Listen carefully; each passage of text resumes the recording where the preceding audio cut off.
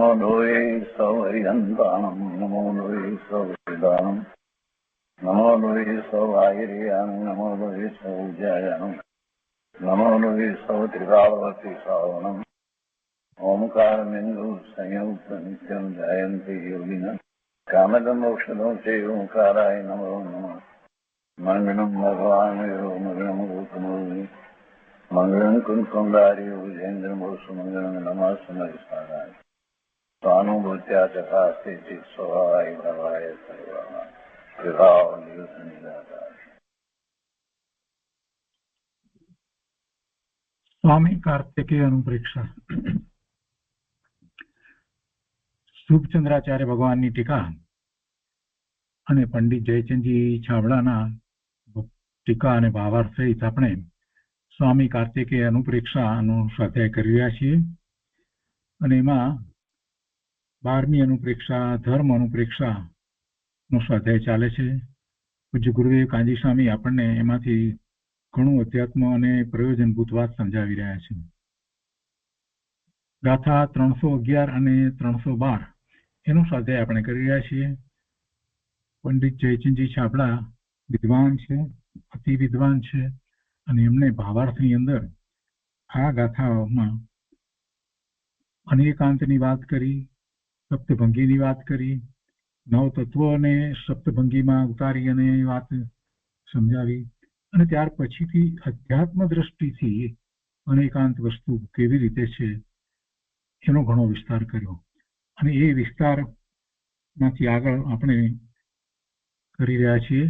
અને એમાં કહે છે કે મિથ્યા દ્રષ્ટિ અનેકાંત વસ્તુને જાણતો નથી, પણ સર્વથા એક ધર્મ ઉપર દ્રષ્ટિ પડતા તેને જ સર્વથા રૂપ વસ્તુ માની અન્ય ધર્મોને કાં તો સર્વથા ગૌણ કરી અસત્યાર્થ માને છે, અને કાં તો અન્ય ધર્મોનો સર્વથા અભાવ જ માને છે. આ મિથ્યા શ્રદ્ધાન છે. અને એમ કરી અને પોતે પોતાના મિથ્યા શ્રદ્ધાનને દ્રઢ કરે છે.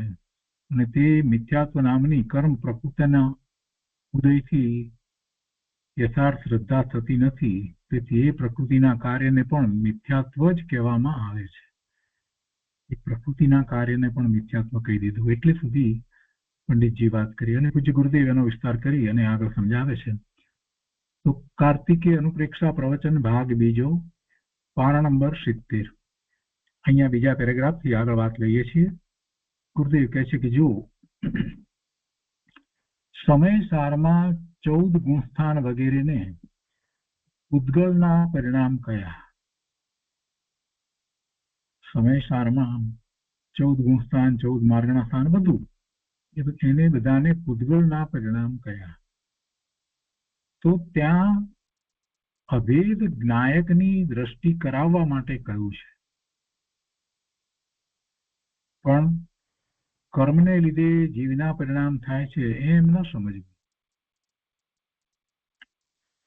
કર્મને લીધે જીવના પરિણામ થાય છે ના, કર્મ તો જળ છે, દ્રવ્ય કર્મ જળ, એ જીવના પરિણામ કેવી રીતે કરે, કરાવે કે બદલી શકે એવું તો વસ્તુ સ્વરૂપ જ નથી.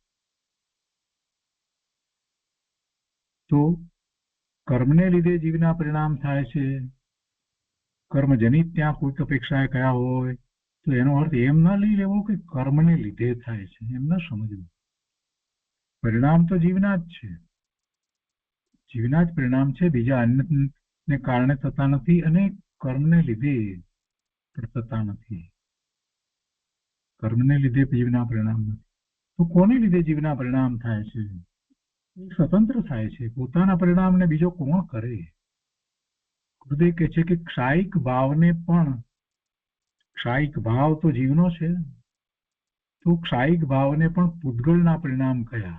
કેમ કે ક્ષાયિક ભાવ ઉપર લક્ષ કરતા રાગ થાય છે અને રાગથી કર્મ બંધાય છે. જો એક વાત તો એ લીધી કે જીવના પરિણામ જે છે એ બીજો કોઈ કરતો નથી, કર્મ પણ કરાવતું નથી, એ સ્વતંત્ર થાય છે, એ વાત લીધી. અને બીજી વાત, જ્યારે અહીંયા અભેદની દ્રષ્ટિ કરાવવી છે, અભેદની દ્રષ્ટિ કરાવવી છે, તો જે ભેદ છે એ ભેદને ગૌણ કરી એનું લક્ષ છોડી અને અભેદની દ્રષ્ટિ થઈ શકે. એ વિના અભેદની દ્રષ્ટિ થાય નહીં. જ્યાં સુધી આ ભેદરૂપ પર્યાયો છે, પરિણામો છે, ભલે ને એ નિર્મળ પરિણામ હોય તો પણ એ પરિણામનું લક્ષ્ય કરશે તો એને વિકલ્પ થશે અને એમાં શુભભાવ વગેરે થાય, પરંતુ નિર્મળ પરિણામ થતા નથી. એટલે હવે આ આગળ બીજી વાતને ગુરુદેવ સમજાવે છે કે ક્ષાયિક ભાવને પણ પૂતગલના પરિણામ કયા. કેમ કે ક્ષાયિક ભાવ ઉપર લક્ષ કરતા, ક્ષાયિક ભાવ શું છે? એ તો પર્યાય છે ને. ઔદયિક ભાવ, ઔપશમિક ભાવ, ક્ષયોપશમિક ભાવ અને ક્ષાયિક ભાવ, એ ચારે ભાવ પર્યાય છે. એમાં ઔદયિક ભાવ છે એ તો કોઈ ધર્મનો ભાવ જ નથી. ઔપશમિક ભાવ, ક્ષયોપશમિક ભાવ અને ક્ષાયિક ભાવ એ ધર્મના ભાવ છે. એ ત્રણ ભાવ જે ધર્મના ભાવ છે એવી જે પર્યાયો પ્રગટ થાય છે તો પણ એ પર્યાય છે.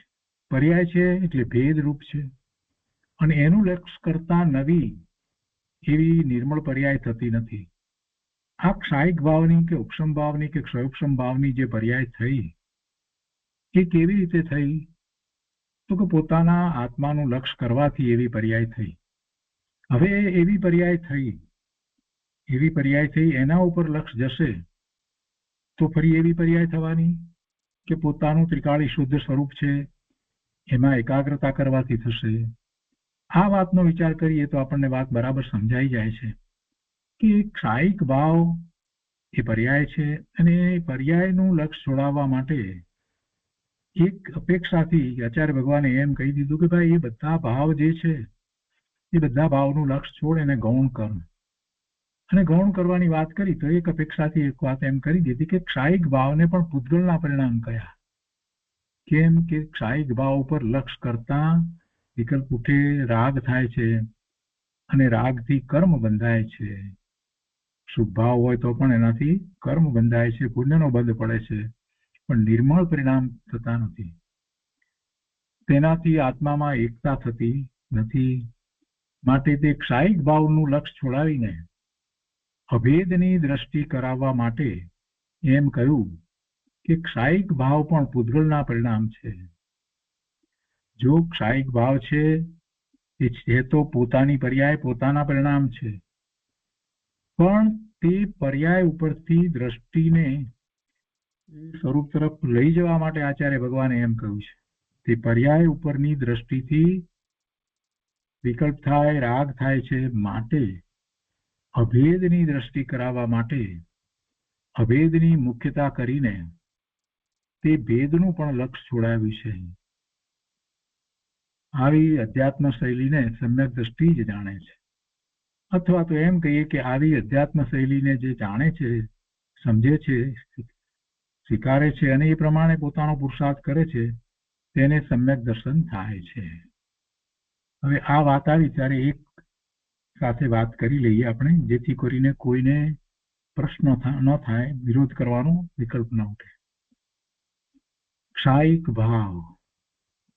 ભાવ 9 પ્રકારે ક્ષાયિક ભાવ છે. કેટલા પ્રકારના છે? 9 પ્રકારના ક્ષાયિક ભાવ છે. ઘાતી કર્મની 4 પ્રકૃતિઓ છે અને ક્ષાયિક ભાવ 9 છે. કેમ કે એમાં જ્ઞાનાવરણીય કર્મ જે છે એનો ક્ષાયિક ભાવ એટલે કેવળ જ્ઞાન, પૂર્ણ જ્ઞાનની દશા, સર્વજ્ઞતા પ્રગટે છે તો એ ક્ષાયિક ભાવ છે. એવી રીતે એટલે કે બધી કર્મની પ્રકૃતિઓ, જ્ઞાનાવરણી કર્મની બધી પ્રકૃતિઓનો ક્ષય થાય છે તો એને કેવળ જ્ઞાન પ્રગટે છે, એ જ્ઞાનનો ક્ષાયિક ભાવ છે. એવી રીતે દર્શનનો ક્ષાયિક ભાવ એટલે કેવળ દર્શન, એ દર્શનનો ક્ષાયિક ભાવ છે. અહીંયા દર્શનનો અર્થ શ્રદ્ધા નથી થતો. અહીંયા તો પોતાના સ્વરૂપની પ્રતીતિ, એવું અવલોકન, સામાન્ય પ્રતિભાસ, એ દર્શન જે જ્ઞાનની સાથે અવિનાભાવીપણે હોય છે તે. તો દર્શનનો ક્ષાયિક ભાવ કેવળ દર્શન છે. 2 ભાવ થયા. હવે મોહનીય કર્મનો વિચાર કરીએ તો એમાં દર્શન મોહનીય અને ચારિત્ર મોહનીય 2 ભેદ પડે. તો દર્શન મોહનીયનો ક્ષાયિક ભાવ એટલે કે ક્ષાયિક સમ્યક દર્શન છે અને ચારિત્ર મોહનીયનો ક્ષાયિક ભાવ યથાખ્યાત ચારિત્ર છે. એટલે એમાં 2 ક્ષાયિક ભાવ થયા, એટલે 4 ક્ષાયિક ભાવ કુલ થયા. અને અંતરાય કર્મના ક્ષાયિક ભાવનો વિચાર કરીએ છીએ તો એમાં 5 ક્ષાયિક ભાવ છે, એના 5 ક્ષાયિક ભાવ, એટલે એમ કુલ મળી અને 9 ક્ષાયિક ભાવ થયા. 9 ક્ષાયિક ભાવ જે છે એમાં બધી જ કર્મની પ્રકૃતિઓ જે છે એનો સામે ક્ષય થઈ ગયો હોય. ક્ષાયિક ભાવ જીવને થાય, જીવની પર્યાયમાં થાય ત્યારે સામે કર્મની પ્રકૃતિઓનો ક્ષય હોય.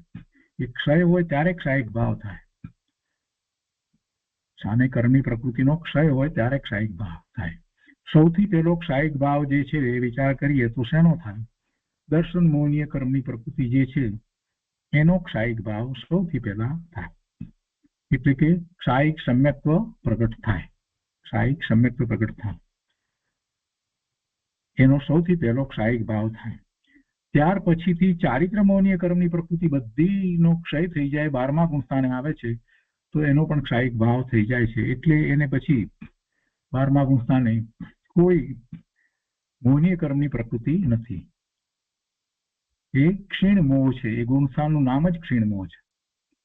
અને પછી બાકી રહેલી એ દરમિયાનમાં એને જે જ્ઞાનાવરણીય અને દર્શનાવરણીય કર્મ જે છે અને અંતરાય કર્મની પ્રકૃતિઓ એ બધી જે છે એના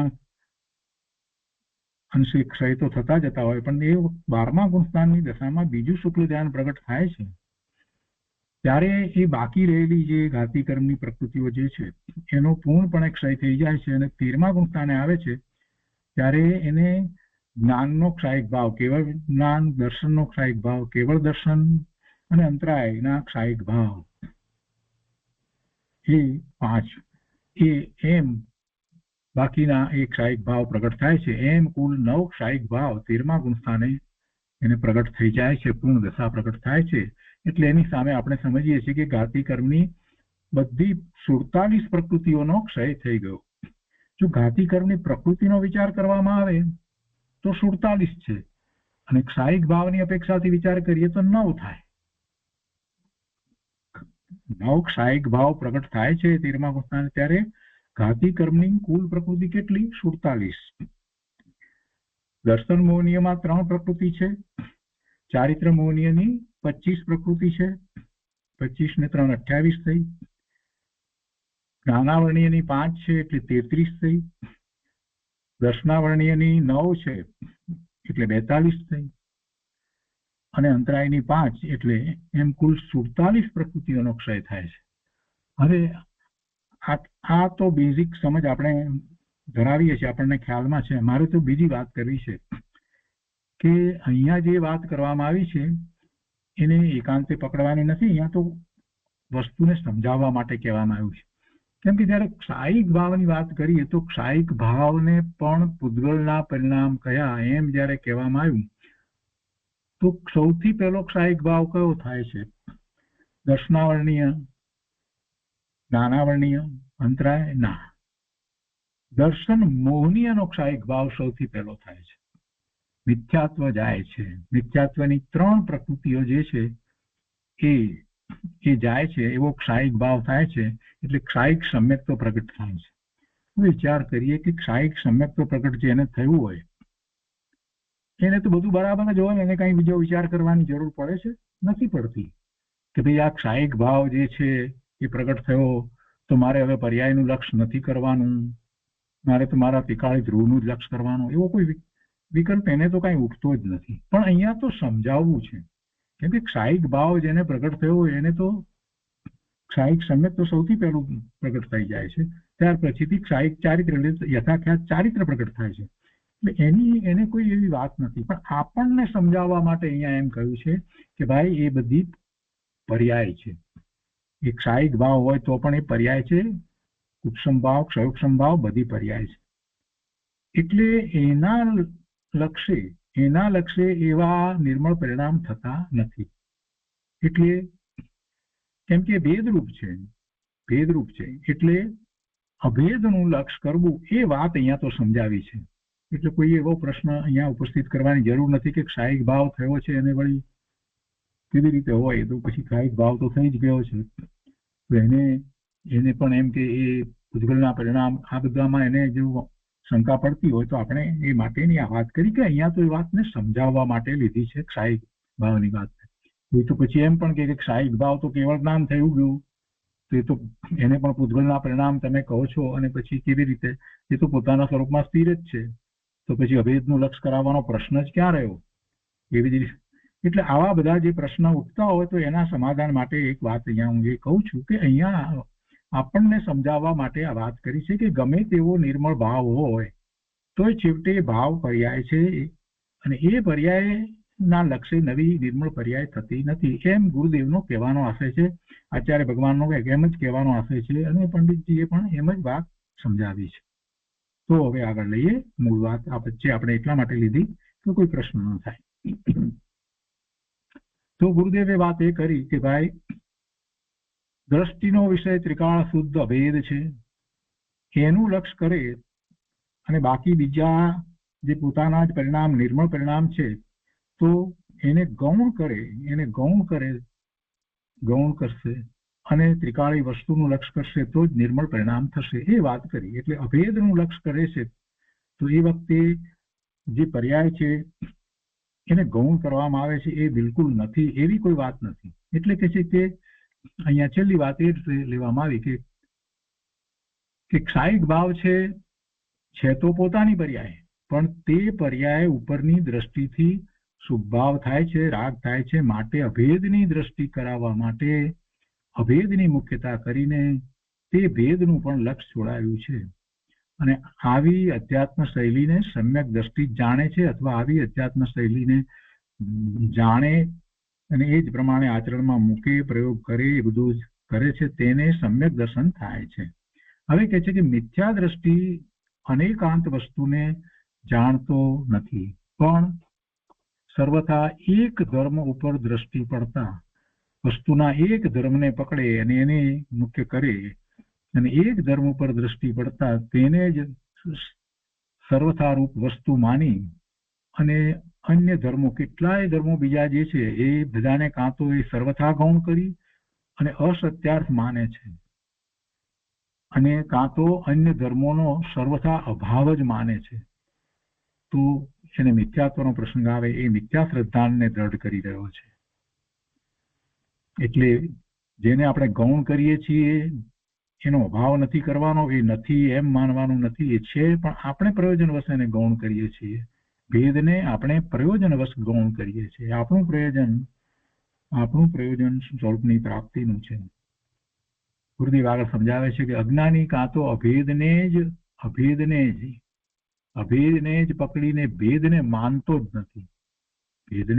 નથી, વેદાંત જેવી દ્રષ્ટિ થઈ ગઈ. પર્યાયને માને જ નહીં તો કેમ ચાલશે? અથવા તો ભેદરૂપ પર્યાય પરને લીધે થાય છે એમ માને છે તો તે એકાંત મિથ્યા દ્રષ્ટિ છે. અને ભેદને માને છે પણ એમાં પાછું એમ માને કે ભેદરૂપ પર્યાય પરને લીધે થાય છે. પરને લીધે બીજા કોઈ કરાવે, પર્યાય મારી પર્યાય કોઈ બીજો કરાવે? અરે કર્મ પણ કરાવતું નથી તો પછી કોણ કરાવે? એટલે ભેદરૂપ પર્યાય પરને લીધે થાય છે એમ માને તો તે એકાંત મિથ્યા દ્રષ્ટિ છે. પર્યાયને પોતાની માને જ નહીં અને એકાંત અભેદ પકડે તો તે પણ મિથ્યા દ્રષ્ટિ છે. અભેદ દ્રષ્ટિમાં ભેદને ગૌણ કયો છે, પણ કાંઈ ભેદને સર્વથા અસત્ય નથી કહ્યું. અભેદ દ્રષ્ટિમાં ભેદ નથી એટલે ગૌણ કરી અને એને અભૂતાર્થ કર્યો છે, અને પ્રયોજનવશ એને અસત્યાર્થ કહ્યો. પણ અસત્યાર્થ તો શું છે કે અભેદમાં ભેદ માનવો એ અસત્યાર્થ છે, એવું માનવું એ સત્ય છે. અભેદમાં ભેદ માનવો એને અસત્ય કહ્યું છે, કેમ કે એ ભેદ જે છે તે અભૂતાર્થ છે, નવી પર્યાયો થઈ રહી છે, એટલે એ અભેદમાં નથી. એટલે અભેદમાં ભેદને ગૌણ કયો છે, ગૌણ કરી અને અભેદની દ્રષ્ટિ કરવામાં આવે છે, પણ કાંઈ ભેદને સર્વથા અસત્ય નથી કહ્યું છે જ નહીં, અભાવ કયો છે એમ નથી. જ્ઞાની તો અભેદ દ્રવ્યની દ્રષ્ટિ રાખીને પર્યાયને જાણે છે, બસ માત્ર જાણે છે. અને એ જ વાત પછી સમયસારમાં 12મી ગાથામાં કરવામાં આવી. ગુરુદેવ અહીંયા આગળ કહે છે કે અજ્ઞાનીને અનાદિનું અગૃહિત મિથ્યાત્વ તો છે. અગૃહિત મિથ્યાત્વ તો આપણે બધા લઈને આવ્યા છીએ, અને પછી ધર્મના નામે બીજું ગૃહિત મિથ્યાત્વ અંદર ભેળવીશું તો ક્યારે પાર આવશે? ગુરુદેવ કહે છે કે અજ્ઞાનીને અનાદિનું અગૃહિત મિથ્યાત્વ તો છે, અને એકાંત પકડી અને વળી તે મિથ્યાત્વને દ્રઢ કરે છે. આવો અધ્યાત્મનું રહસ્ય તો જુઓ.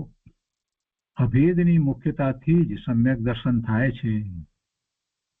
અભેદની મુખ્યતાથી જ સમ્યક જ્ઞાન, સમ્યક ચારિત્ર, વિતરાગતા અને કેવળ જ્ઞાન થાય છે. હું સર્વ સામર્થ્યધર છું. હું સર્વ સામર્થ્યધર છું. હું બધા સામર્થ્યને ધરનારો છું. કેવળ જ્ઞાન મારી સર્વ સામર્થ્ય રૂપ પર્યાય છે. કેવળ જ્ઞાન તો પર્યાય છે ને. કેવળ જ્ઞાન મારી સર્વ સામર્થ્ય રૂપ પર્યાય છે.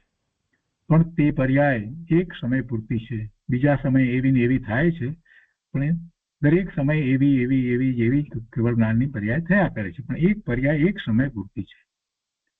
અભેદ દ્રવ્યની દ્રષ્ટિમાં તે પર્યાય પણ ગૌણ છે.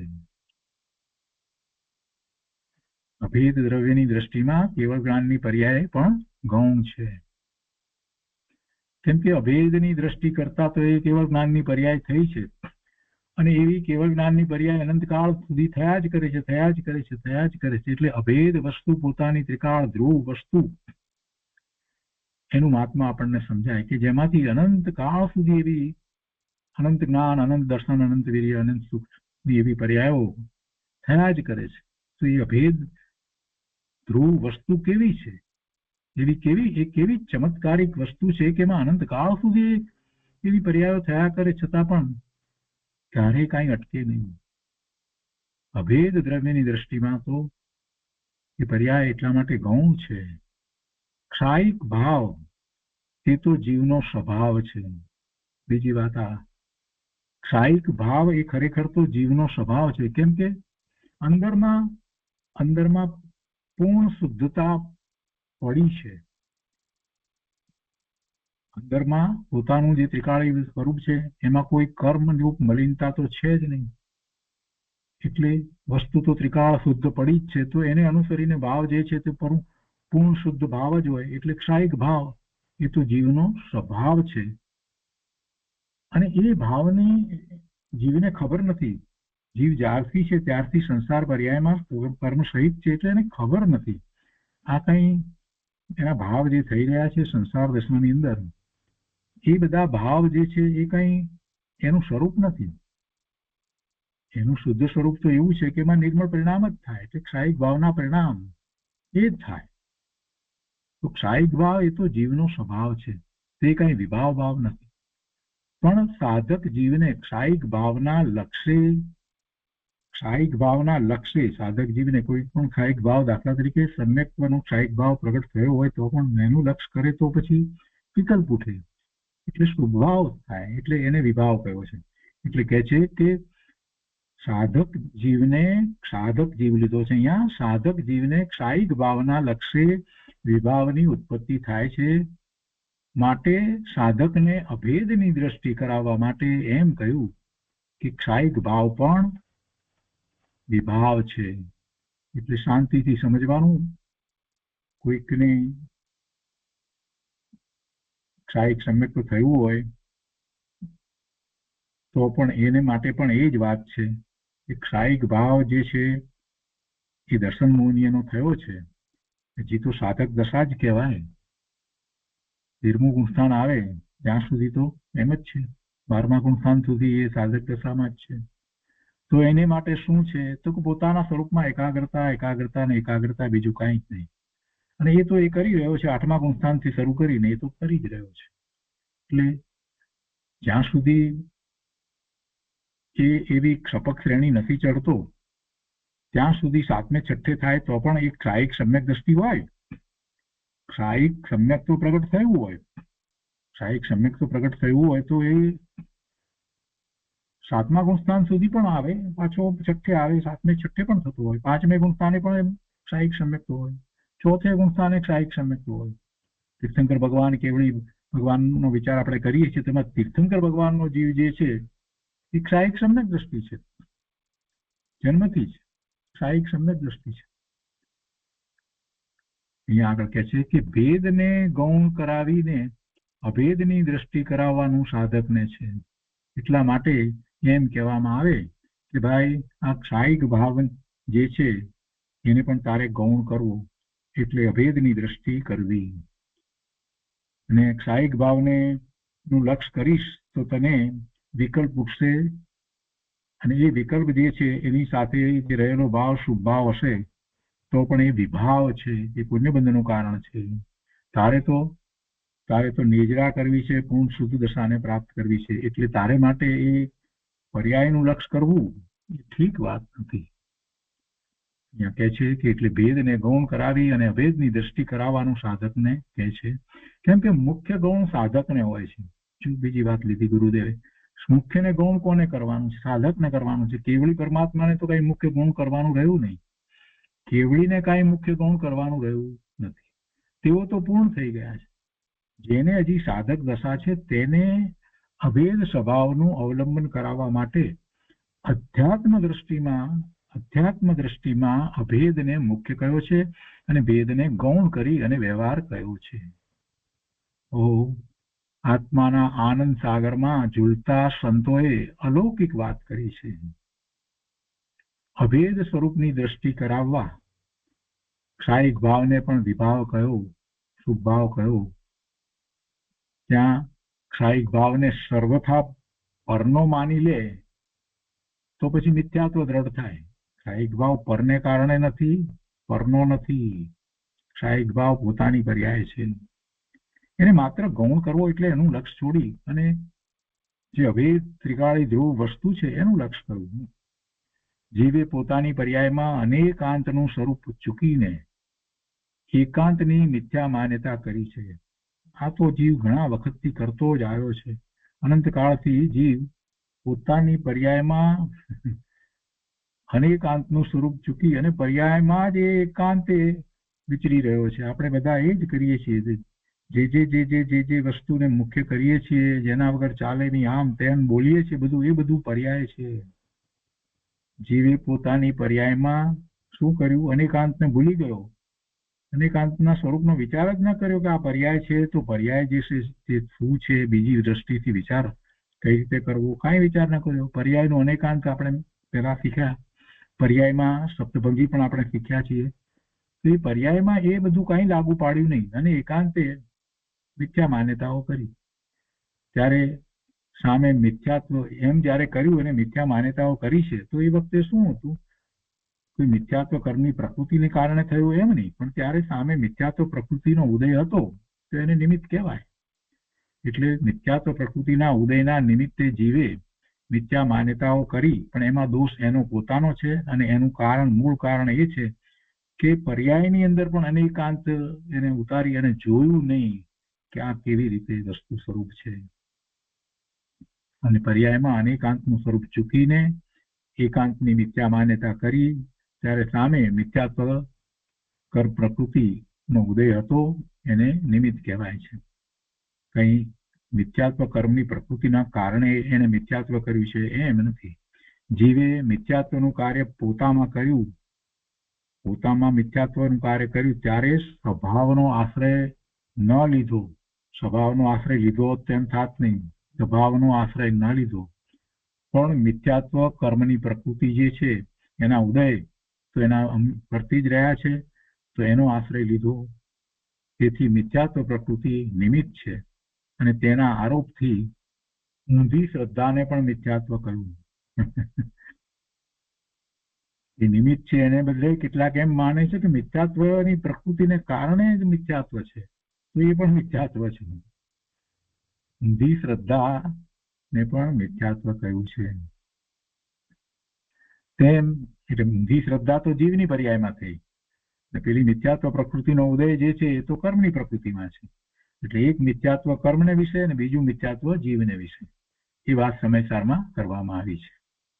અહીંયા કહે છે કે તેમ અનેકાંત રૂપ તત્વાર શ્રદ્ધા, આ મિથ્યાત્વની વાત કરી છે, પછી શ્રદ્ધાની વાત કરે છે ગુરુદેવ કે તેમ અનેકાંત રૂપ તત્વાર શ્રદ્ધાન, તત્વોની શ્રદ્ધા, જેને સમ્યક દર્શન કહેવામાં આવ્યું છે, તો કે છે કે અનેકાંત રૂપ તત્વાર શ્રદ્ધાન તે સમ્યક દર્શનનું કાર્ય છે. ખરેખર તત્વાર શ્રદ્ધાન તે તો જ્ઞાનની પર્યાય છે. શ્રદ્ધા પહેલી થાય કે જ્ઞાન પહેલું થાય? જ્ઞાન થાય. એટલે તત્વાર શ્રદ્ધાન જયારે આપણે કહીએ છીએ તો પહેલા એવું તત્વોનું યથાર્થ જ્ઞાન થાય છે, એટલે જ્ઞાનની પર્યાય છે, એટલે એવી શ્રદ્ધા થાય છે. એટલે તત્વાર શ્રદ્ધાન સમ્યક દર્શનમ કહ્યું, તેમાં તત્વની સાચી સમ્યક શ્રદ્ધા જે કહેવામાં આવી છે, તો એ તત્વોનું સાચું સમ્યક જ્ઞાન આવી જાય છે. એટલે ગુરુદેવ કહે છે કે ખરેખર તત્વાર શ્રદ્ધાન તે તો જ્ઞાનની પર્યાય છે, પણ તેમાં સમ્યક દર્શન નિમિત્ત છે, તેથી તે તત્વાર શ્રદ્ધાનને પણ સમ્યક દર્શન કહી દીધું.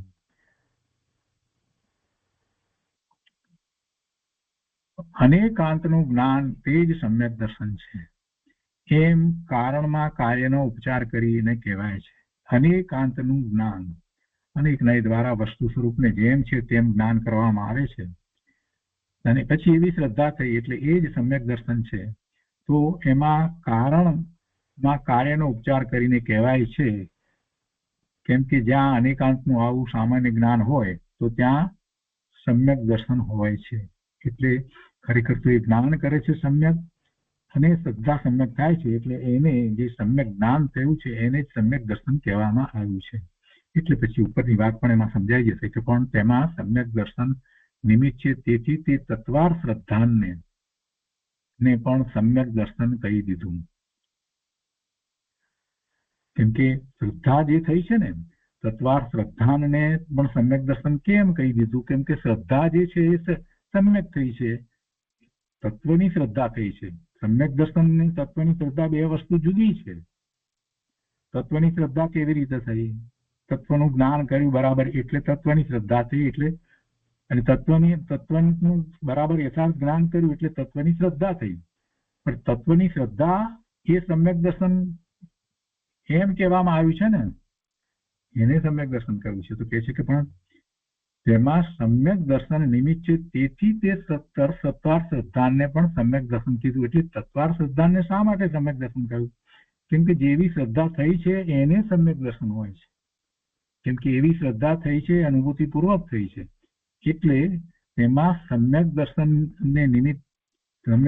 નિમિત્ત છે, એટલે તત્વાર શ્રદ્ધાને સમ્યક દર્શન કહ્યું. આ જરા અટપટું છે, પણ એ સમજવા જેવી વાત છે. ફરીથી લઈએ, અઘરું નથી, સહેલું છે. પહેલી વાત તો તત્વની શ્રદ્ધાની વાત આપણે કરીએ, કોઈ પણ વસ્તુની શ્રદ્ધા ક્યારે થાય? એનું જ્ઞાન થાય ત્યારે શ્રદ્ધા થાય. બેઝિક વાત છે, સમજાય એવી વાત છે. તો પહેલા તત્વનું જ્ઞાન આપણે કર્યું, તત્વનું જ્ઞાન થયું બરાબર, યથાર્થ જ્ઞાન થયું, તો હવે એ શ્રદ્ધા કેવી થઈ ગઈ કે બરાબર યથાર્થ શ્રદ્ધા થઈ ગઈ. એટલે સમ્યક જ્ઞાન પહેલા થયું, એટલે એને સમ્યક જ્ઞાન થયું એટલે સમ્યક શ્રદ્ધા થઈ. એ બીજું, જોકે એક એવો ક્રમ પહેલું બીજું નો હોતો નથી, બધું સાથે હોય છે, પણ અહીંયા સમજાવવા માટે આપણે લઈએ કે સમ્યક જ્ઞાન થયું એટલે ગુરુદેવે પહેલા જ એ વાત કરી દીધી કે એ સમ્યક જ્ઞાન થયું એટલે પછી એવી સમ્યક શ્રદ્ધા થઈ. સમ્યક શ્રદ્ધા થઈ, અને સમ્યક શ્રદ્ધા થઈ એટલે એ તો તત્વની શ્રદ્ધા સમ્યક થઈ. તેની શ્રદ્ધા સમ્યક થઈ, તત્વની શ્રદ્ધા સમ્યક થઈ. અને પછી તત્વની શ્રદ્ધા જે છે એને જ સમ્યક દર્શન કેમ કહ્યું? બીજું કાંઈ નહીં, તત્વની શ્રદ્ધાને સમ્યક દર્શન કેમ કહ્યું? તો કે એવું જયારે તત્વની શ્રદ્ધા બરાબર સાચી શ્રદ્ધા, તત્વની શ્રદ્ધા થઈ છે, તો તત્વમાં એક તત્વ જીવ તત્વ છે, એની પણ એને યથાર્થ શ્રદ્ધા થઈ છે. તો અનુભૂતિપૂર્વકની જયારે શ્રદ્ધા થઈ છે તો એને સમ્યક દર્શન થયું છે. એટલે એવું સમ્યક દર્શન જે છે એને એટલા માટે એમ કહ્યું કે તેમાં પણ સમ્યક દર્શન થયું છે, એટલે તત્વાર શ્રદ્ધાને સમ્યક દર્શન થયું છે. એટલે તેમાં સમ્યક દર્શન નિમિત્ત છે, તેથી તે તત્વાર શ્રદ્ધાને પણ સમ્યક દર્શન કહી દીધું. દેવગુરુ શાસ્ત્રની શ્રદ્ધાને પણ સમ્યક દર્શન કેમ કહ્યું? એ આપણે જે રીતે અગાઉ પહેલા સમજ્યા છીએ એ રીતે આ પણ વાત છે. તત્વાર શ્રદ્ધાનમ સમ્યક દર્શનમ એમ જે કહ્યું, તો સમ્યક દર્શન થયું છે એટલે તત્વાર શ્રદ્ધાને સમ્યક દર્શન કહ્યું છે. સમ્યક દર્શન જીવની પર્યાયની અંદર આખી વસ્તુ જુદી છે, અને એમાં અનુભૂતિ થાય છે, અને અનંત ગુણના અંશ એને પ્રગટ થાય છે. એવી વાત છે. ને પેલી તો તત્વની શ્રદ્ધાની વાત લીધી, પણ તત્વની શ્રદ્ધા જે થઈ છે ત્યાર પછીથી એને સમ્યક દર્શન થયું છે. તો સમ્યક દર્શન જે છે એ સમ્યક દર્શન થયું છે માટે તત્વાર્થ શ્રદ્ધાને સમ્યક દર્શન થયું છે. સમ્યક દર્શન નિમિત્ત છે, તેથી તે તત્વાર્થ શ્રદ્ધાને પણ સમ્યક દર્શન થયું છે. સાચી શ્રદ્ધા જે છે, તત્વની સાચી શ્રદ્ધા જે છે એ સમ્યક દર્શન છે. એટલે એ બધી વસ્તુ જે છે જુદા જુદા શબ્દ પ્રયોગ દ્વારા કહેવામાં આવી છે, અને થોડુંક સૂક્ષ્મતાથી સમજીએ તો આપણને વધારે સ્પષ્ટતા થાય. અને પછી અહીંયા વાત કરી છે એમ કારણમાં કાર્યનો ઉપચાર કરીને કહેવાય છે, કેમ કે જ્યાં અનેકાંતનું આવું સમ્યક જ્ઞાન હોય છે ત્યાં સમ્યક દર્શન હોય છે, માટે તે જ્ઞાનને પણ સમ્યક દર્શન કહેવાય છે. હવે બીજા દિવસના પ્રવચનની અંદર ગુરુદેવ આગળ સમજાવે છે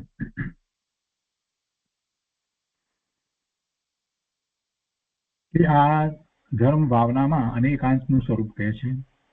જૈન દર્શનની કથની અનેક પ્રકારથી છે, તેને અનેકાંત રૂપ સમજવી એટલે કે સ્યાદવાદ રૂપ સમજવી. સ્વયં સિદ્ધ પદાર્થ છે, દરેક પદાર્થ સ્વયં સિદ્ધ છે, એને કંઈ સિદ્ધ કરવો પડતો નથી, સાબિત કરવો પડતો નથી કે આ પદાર્થ છે, કેમ કે દરેક પદાર્થ છે એ પોતાથી જ પ્રસિદ્ધ છે. સ્વયં સિદ્ધ પદાર્થ છે, તે પરની અપેક્ષા રાખતો નથી, એમ સ્વતંત્ર દ્રષ્ટિ થઈ તે અનેકાંત છે.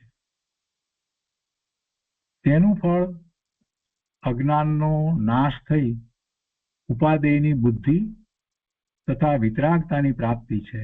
આ અનેકાંતનું ફળ છે. અનેકાંતનું ફળ બતાવ્યું છે, સ્વતંત્રતાનું ફળ બતાવ્યું છે, કેમ કે અનેકાંતમાં તો સ્વતંત્રતા છે ને. દરેક અપેક્ષાથી વસ્તુને સ્વતંત્ર બતાવવામાં આવી છે, અને એ પ્રમાણ જ્ઞાન કરાયું છે. એમાં એક પણ અંશ ખૂટતો હોય તો પ્રમાણ જ્ઞાન નથી થતું. અને એ બધી અપેક્ષાઓ જે બધી વાત જે કરવામાં આવી છે, તો એમાં તો સ્વતંત્રતાનો ઢંઢેરો છે. તો તેનું ફળ સ્વતંત્ર દ્રષ્ટિ થઈ તે અનેકાંત છે, અને એવી અનેકાંત દ્વારા વસ્તુ સ્વરૂપને સમજવાનું ફળ. એનું ફળ શું છે? તો અજ્ઞાનનો નાશ થવો, વસ્તુ સ્વરૂપ જેમ છે તેમ સમ્યક પ્રકારે સમજાઈ જવું. એટલે પછી એમ સમજાયા પછીથી જે પોતાની ત્રિકાળી ધ્રુવ વસ્તુ છે એ એની દ્રષ્ટિ થાય, પર્યાયની દ્રષ્ટિ છૂટે એટલે ઉપાદેયની બુદ્ધિ થાય. અને ઉપાદેય પોતાનું તત્વ જે ઉપાદેય એ જ આશ્રય કરવા લાયક, એ જ દ્રષ્ટિનો વિષય. તો એવી ઉપાદેય બુદ્ધિ થાય, અને એમ થતાં પોતાને નિર્મળ પરિણામ થાય એટલે વિતરાગતાની પ્રાપ્તિ થાય છે. એટલે અનેકાંતમાં સર્વજ્ઞની પ્રતીતિ પણ આવી જાય છે. સર્વજ્ઞની શ્રદ્ધા, સાચી શ્રદ્ધા પ્રતીતિ પણ એમાં આવી જાય છે. સર્વજ્ઞે વસ્તુનો સ્વભાવ અનેકાંત રૂપ જોયો છે, અને જેવું સર્વજ્ઞે જોયું છે એમ જ થાય છે. જગતના કરતા સર્વજ્ઞ નથી, પણ જગતના જ્ઞાન કરવા વાળા સર્વજ્ઞ છે. જેવું સ્વરૂપ છે જગતનું એવું જ જાણે છે. નવ તત્વનું, જીવનું, બધાનું જેવું સ્વરૂપ છે એવું જ જાણે છે, એ જ પ્રકાશે છે. ગુરુદેવ કહે છે આગળ કે મારો સ્વભાવ પણ સર્વજ્ઞપણાનો છે.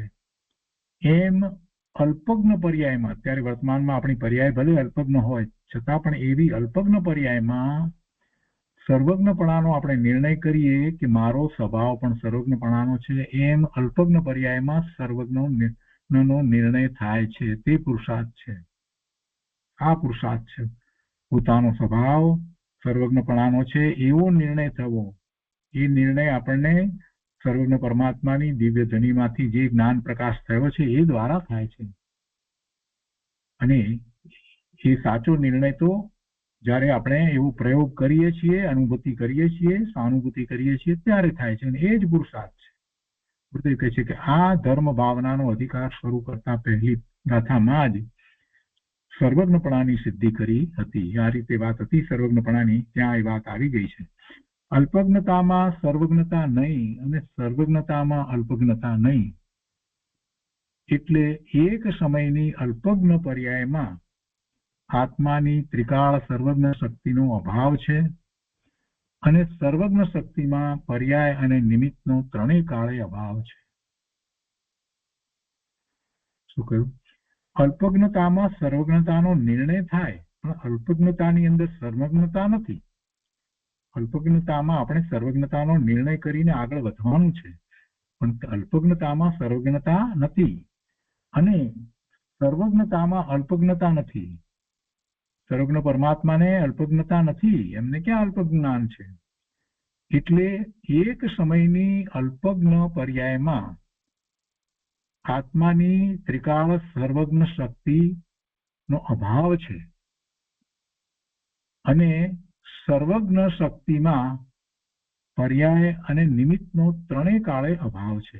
આમ સમજીને અંતર્મુખ દ્રષ્ટિ થઈ તે જ પુરુષાર્થ છે. પુરુષાર્થ કરવાની વાત કરીને ગુરુદેવ સર્વજ્ઞતાના નિર્ણય દ્વારા એ પુરુષાર્થ ગુરુદેવ અહીંયા સમજાવે છે. શું કહ્યું કે અલ્પજ્ઞતા જે છે એમાં સર્વજ્ઞતા નથી, એ તો સમજાય છે, અને જે સર્વજ્ઞતા છે એમાં અલ્પજ્ઞતા નથી, એ વાત પણ બરાબર છે. એટલે હવે એક સમયની અલ્પજ્ઞ પર્યાય, એમાં મારી એક સમયની અલ્પજ્ઞ પર્યાયમાં આત્માની ત્રિકાળ સર્વજ્ઞ શક્તિનો અભાવ છે. આત્માની ત્રિકાળ સર્વજ્ઞ શક્તિ ભલે ત્રિકાળ રહી છે, પણ એક સમયની પર્યાય અત્યારે વર્તમાન પર્યાય અલ્પજ્ઞની છે, એટલે એમાં એનો અભાવ છે, પર્યાયમાં અભાવ છે. અને સર્વજ્ઞ શક્તિમાં આ પર્યાય જે થઈ રહી છે, એક પછી એક પર્યાય થઈ રહી છે, એનો પણ અભાવ છે અને નિમિત્તોનો પણ અભાવ છે. ક્યારે અભાવ છે? દરેક વખતે. સર્વજ્ઞ શક્તિમાં પર્યાય અને નિમિત્તોનો ત્રણેય કાળે અભાવ છે. સર્વજ્ઞ શક્તિમાં કોઈ નિમિત્ત નથી અને એમાં કોઈ પર્યાય નથી, એ શક્તિ છે. તો સર્વજ્ઞ શક્તિમાં પર્યાય અને નિમિત્તનો ત્રણેય કાળે અભાવ છે. આમ સમજી અને અંતર્મુખ દ્રષ્ટિ થઈ. કેમ અંતર્મુખ દ્રષ્ટિ કરવી પડી? કેમ કે પોતાની સર્વજ્ઞ શક્તિ છે, એ સર્વજ્ઞ શક્તિનો અનુભવ અંતર્મુખ થતા થાય છે. એટલે આ સમજ્યા પછીથી કે વર્તમાન પર્યાય અલ્પજ્ઞની છે, એમાં જયારે મેં નિર્ણય કર્યો કે સર્વજ્ઞતા મારામાં છે, તો ક્યાં છે? અત્યારે પર્યાયમાં નથી. અલ્પજ્ઞ પર્યાયમાં સર્વજ્ઞ શક્તિ અત્યારે નથી, પણ સર્વજ્ઞ શક્તિ જે છે એ ત્રિકાળી ધ્રુવ વસ્તુ, અભેદ વસ્તુ જે છે એમાં પડી છે. અને એ અંતર્મુખ દ્રષ્ટિ કરવાથી એનો અનુભવ થાય છે, એ પ્રગટ થાય છે. એટલે ગુરુદેવ કહ્યું કે આમ સમજી અને અંતર્મુખ દ્રષ્ટિ થઈ તે જ પુરુષાર્થ છે. આગળ કહે છે કે આત્માના ત્રિકાળી સ્વભાવમાં વિકાર નથી. ભગવાન આત્મામાં કોઈ વિકાર નથી. વળી પર પદાર્થ આત્મામાં નાસ્તિ રૂપ છે. કોઈ પદાર્થ આત્માની અંદર બીજો પર પદાર્થ છે જ નહીં. એટલે પરના કારણે આત્માને રોકાવું થાય એમ છે જ નહીં. આત્મા અહીંયા કેમ રોકાયો છે? અહીંયા ભરત ક્ષેત્રને વિશે આત્મા અહીંયા ભરત ક્ષેત્રને વિશે એમાં અહીંયા અમેરિકામાં રોકાયો છે કે ઇન્ડિયામાં રોકાયો છે? તો કેમ રોકાયો છે આત્મા? શરીરને કારણે રોકાયો હશે, કર્મને કારણે રોકાયો હશે, અથવા તો પરમાં તો પછી બીજા સ્વજનો વગેરે એને કારણે રોકાયો હશે. વિચાર કરીએ તો ખ્યાલ આવે કે ના, કોઈના કારણે આત્મા અહીંયા રોકાયો નથી. જે ક્ષેત્રે અહીંયા આ આત્મા રહ્યો છે, આકાશના જે ક્ષેત્રે, એ કોઈ અન્યના કારણે છે એમ વસ્તુ સ્વરૂપ જ નથી. અહીંયા તો બીજી વાત આગળ ગુરુદેવ સમજાવી રહ્યા છે. ગુરુદેવ કહે છે કે આત્માના ત્રિકાળી સ્વભાવમાં વિકાર નથી. વળી પર પદાર્થ આત્મામાં છે જ નહીં, નાસ્તિ રૂપ છે. એટલે પરના કારણે આત્માને રોકાવું થાય એમ છે જ નહીં. જ્ઞાયક સ્વભાવમાં દ્રષ્ટિ જામી, જ્ઞાયક સ્વભાવ એમાં દ્રષ્ટિ જામી ગઈ, તે અનેકાંતનું ફળ છે અને તે જ વિતરાગ દશાની પ્રાપ્તિ છે. ત્રિકાળ સ્વભાવ જ્ઞાયક હું છું. ત્રિકાળ જ્ઞાયક સ્વભાવ મારો છે. હું ત્રિકાળ સ્વભાવ જ્ઞાયક છું. ત્રિકાળ સ્વભાવ તરીકે હું શું છું? જ્ઞાયક છું. માત્ર જાણવા વાળો છું, કંઈ કરવા વાળો નથી. ત્રિકાળ સ્વભાવ જ્ઞાયક હું છું. એની ઉપાદેય બુદ્ધિ, એ જ આશ્રય કરવા લાયક, એ જ દ્રષ્ટિનો વિષય, એમાં જ એકાગ્રતા કરવી, એવી એની ઉપાદેય બુદ્ધિ, તે અનેકાંતનું ફળ છે. એ અનેકાંતનું ફળ કેવી રીતે થયું? કેમ કે અનેકાંત દ્વારા વસ્તુ સ્વરૂપ સમજાયું ત્યારે આપણે એની ઉપાદેય બુદ્ધિ કરીએ ને, નહીતર તો ક્યાં કરતા હતા? અનેકાંત દ્વારા દ્રવ્યના સ્વરૂપને જાણ્યું અને ત્યારે તો ખબર પડી કે એક ભાગ એવો છે કે જે કાંઈ બદલાતો જ નથી, એવો ધ્રુવ છે, અને બીજો જે પર્યાય રૂપ જે બદલાયા કરે છે એવું આ જીવ દ્રવ્ય છે. આ જાણ્યું અનેકાંત દ્વારા ત્યારે ખબર પડી ને, એટલે અનેકાંતનું ફળ છે. એ વિના કેટલાય જીવોને તો ખબર નથી કે પોતે ત્રિકાળી ધ્રુવ ભગવાન સિદ્ધ સમાન પૂર્ણ પવિત્ર છે, એની વાતની ખબર નથી, એનું લક્ષ્ય કરતા નથી. જૈન કેવડાવે પણ એની ખબર નથી, માત્ર પર્યાયમાં રહ્યા છે. જો અનેકાંતથી આત્માના સ્વરૂપને બરાબર જાણે તો એના ફળ સ્વરૂપે એને ખબર પડે કે ઓહો, આવો હું ભગવાન આત્મા છું, આવું મારું દ્રવ્ય છે. એટલે એના ફળ સ્વરૂપે એવી ઉપાદેય બુદ્ધિ થાય, પોતાનું સ્વરૂપનું લક્ષ્ય કરે અને અનુભૂતિ થાય. એટલે અહીંયા વાત કરી છે.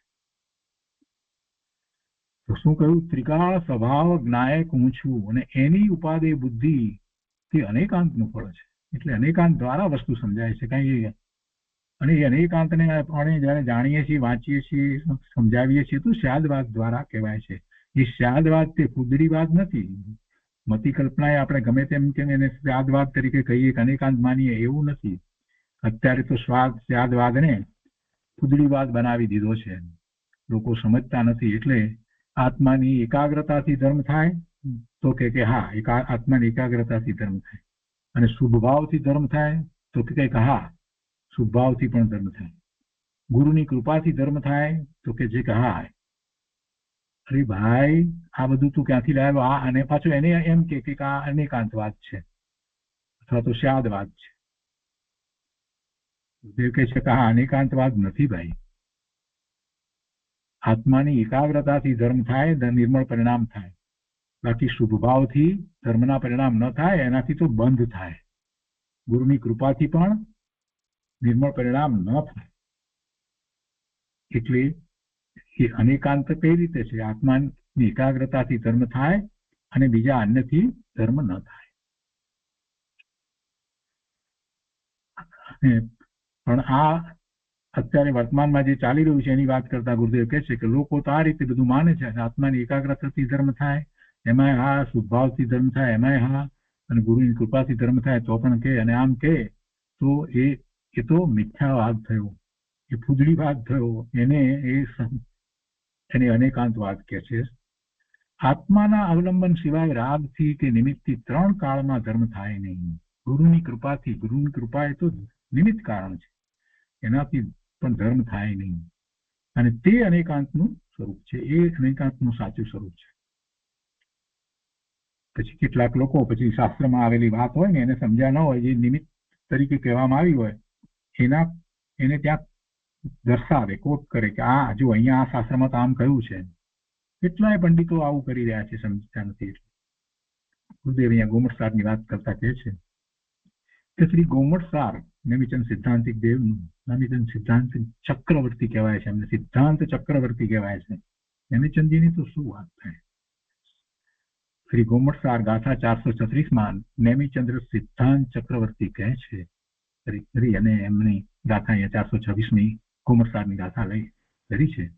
જસ્ય પાયપસાયેણ અનંત સંસાર જલહી મુનિ મુક્તિણ દિરિદણન દિવચ્છો નમામિ તમ અભયપાન દિગુરુ. તેનો અર્થ અહીંયા સમજાવવામાં ગુરુદેવ કહે છે કે ગુરુના ચરણ કમળની પ્રસાદીથી હું સંસારનો પાર પામી ગયો છું. આ ગાથાના અર્થમાં આવું આવે છે. એટલે ગુરુદેવે એ ગાથા લીધી છે કે જે ગોમટસારમાં જયારે આવી વાત આવી એટલે લોકો આવ્યા પાછો ત્યાં વિરોધ કરે. પંડિતો એમને ગોમટસારની ખબર હોય એટલે એ કે બીજા તો કોણ કહે, અથવા તો જેને ગોમટસારનો એવી રીતે અભ્યાસ કર્યો એ સમજ્યો ન હોય. અરે પ્રભુ, નેમિચંદ્ર સિદ્ધાંત ચક્રવર્તી તો આ ગોમટસાર જે લખે છે એ પહેલા જ એમણે તો વાત કરી દીધી છે કે આ કર્ણાનુયોગની જે વાત જે છે એની સાથે અધ્યાત્મની વાત તો રહેલી જ છે. કે અધ્યાત્મની વાત એમાં કઈ એનું ખંડન નથી કર્યું અને આનું જ મંડન કર્યું એવી વાત નથી, પણ સાથે કર્ણાનુયોગની આ રીતે વાત હોય છે. એટલે આ બધા નિમિત્તના કારણ છે.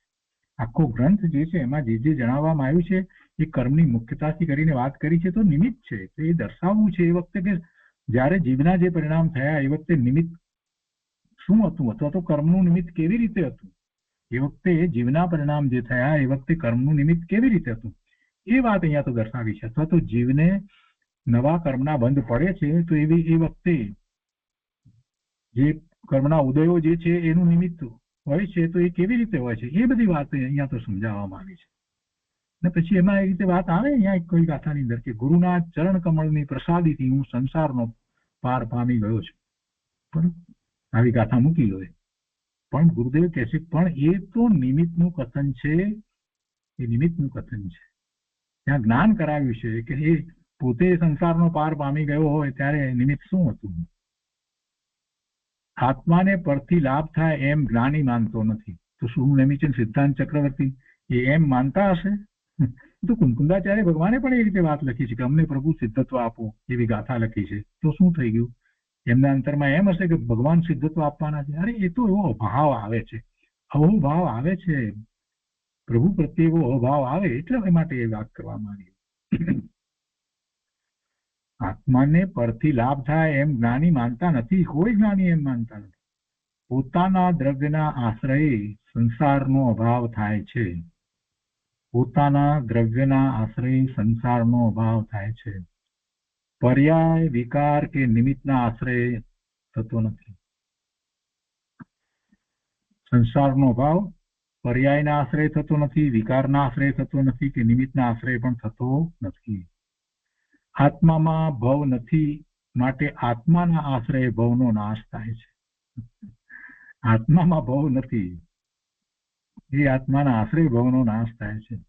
એવું અનેકાંતનું સ્વરૂપ છે. તે એવું સ્વરૂપ બીજા કોઈથી થયું છે? ના, કોઈ પરથી એવું સ્વરૂપ થયું નથી.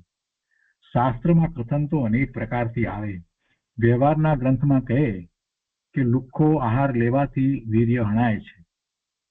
તો ત્યાં આહારના કારણે વીર્ય હણાતું નથી, પણ વીર્ય હણાય છે ત્યારે લુખ્ખા આહારનું નિમિત્ત હોય છે માટે આરોપથી કથન કરેલ છે.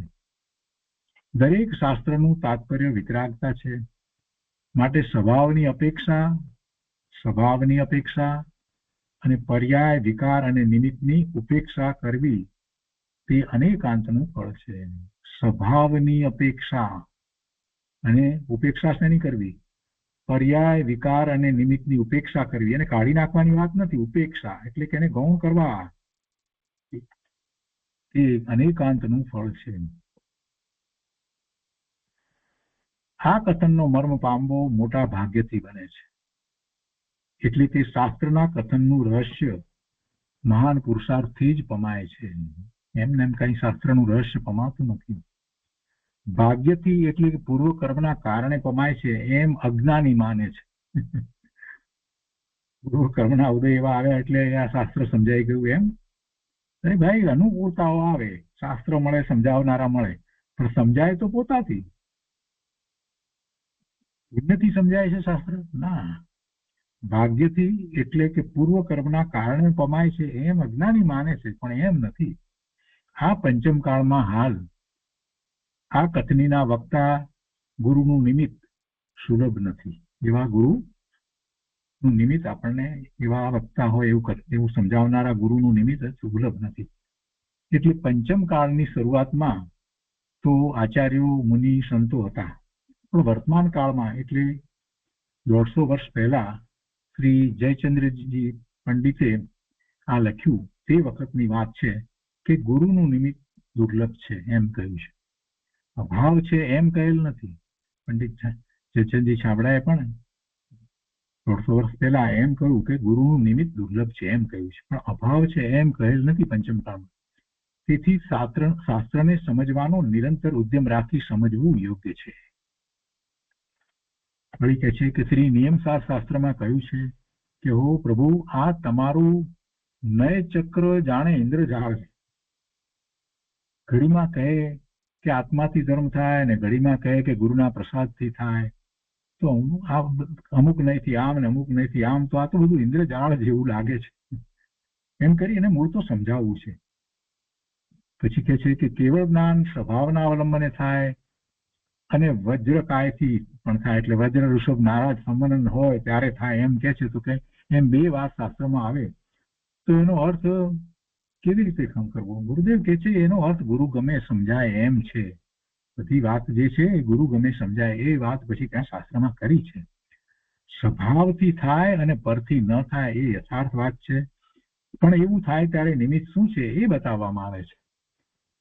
અને નિમિત્ત બતાવવું છે તો એ વખતે કોઈ એક નયની મુખ્યતાથી જયારે વાત કરવામાં આવી હોય તો સાથે બીજા નયની વાત પણ કહેવામાં આવે અને નિમિત્ત શું છે એની વાત પણ કહેવામાં આવે. પરંતુ નિમિત્તથી થાય એ તો ઉપચારનું કથન છે. તો એમ શાસ્ત્રને યથાર્થ સમજવું યોગ્ય છે. તદ્દન તટસ્થ થઈને અપૂર્વ ધર્મને પ્રાપ્ત કરવા અંતર વિચાર કરો. તટસ્થ થઈને કોઈ પક્ષપાત વિના ગુરુગમ મેળવો. ગુરુગમ મેળવો. અત્યારે તો ત્યાગી નામ ધરાવી અને માત્ર શાસ્ત્રનો અભ્યાસ કરી પંડિત નામ ધરાવી અને નિમિત્તથી અને રાગથી આત્માને લાભ થાય એમ માને છે. માટે પોતે સાચો પુરુષાર્થ કરી સમજવા યોગ્ય છે. આવા તો લોકો ઘણા તમને મળશે, પણ જાતે પોતે પુરુષાર્થ કરી અને બધી વાતને સમજવી જોઈએ. કર્મનો ક્ષયોક્ષમ થાય તો સમજાય એમ નથી અને વર્તમાન સમજાય નહીં એમ પણ નથી. બંને વાત ગુરુદેવે કરી દીધી. ભગવાન કુંકુંદાચાર્ય દેવે સમયસારની શરૂઆત કરતા પહેલી જ ગાથામાં કહેલ છે કે વંદિતુ સર્વ સિદ્ધે ધ્રુવમ અચલમ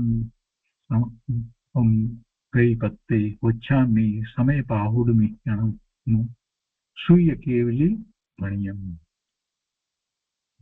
એટલે એમાં તો શું, પોતે સિદ્ધનું સ્થાપન કર્યું પોતાની, અને જેને કહે છે જેને સંભળાવે છે એના આત્મામાં પણ સિદ્ધનું સ્થાપન કરી અને પોતે આ સમયસાર કહે છે. એ વાત છે ને પહેલી ગાથામાં કે જેણે આત્મામાં, આ પેલી મંગલાચરણની ગાથા છે, તો જેણે આત્મામાં સિદ્ધનું સ્થાપન કર્યું એટલે કે તેમનો આદર કર્યો તેને અલ્પજ્ઞતા, વિકાર અને નિમિત્તનો આદર રહેતો નથી.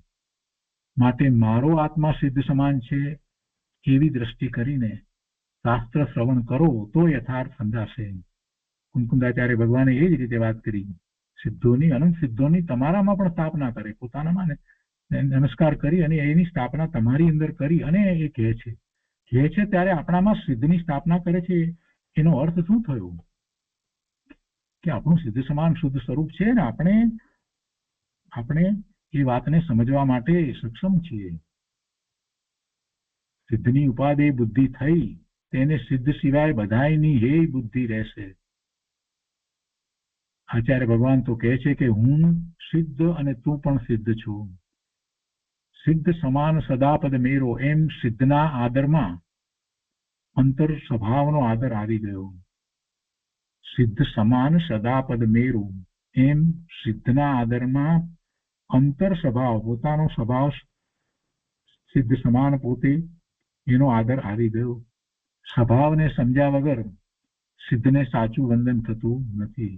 સિદ્ધ દશા પ્રગટે છે તે અંતરના આશ્રય પ્રગટે છે, બહારથી આવતી નથી. મારો સ્વભાવ નાયક છે, એમાં રાગ અને નિમિત્ત ત્રિકાળ નથી એવી બુદ્ધિ જામી ગઈ છે. તેની અલ્પકાળમાં મુક્તિ થાય છે. અને પછી બીજી પણ વાત સાથે સમજાવી છે પદ્માનંદી 25માંથી અને બીજી બધી. અને આ જે પહેલી ગાથાની વાત જે છે એને ફરીથી પણ આપણે લઈશું સાથે ને સાથે કેવી રીતે વાત અહીંયા ગુરુદેવ શું કહેવા માંગે છે એનો વધારે વિસ્તાર આપણે લઈશું. તો આજનો સ્વાધ્યાય અહીંયા સુધી રાખીએ છીએ.